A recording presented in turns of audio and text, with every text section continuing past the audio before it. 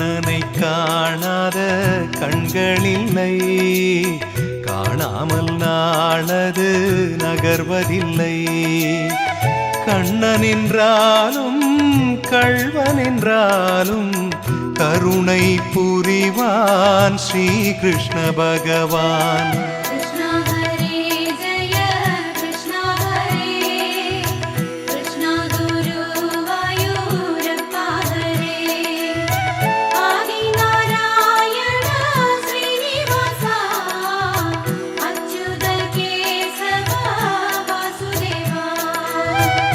அழகிய கண்ணனின் அடிதனை எண்ணுவர், அவனது தொல்லைகள் அனைத்தையும் தாங்குவர்.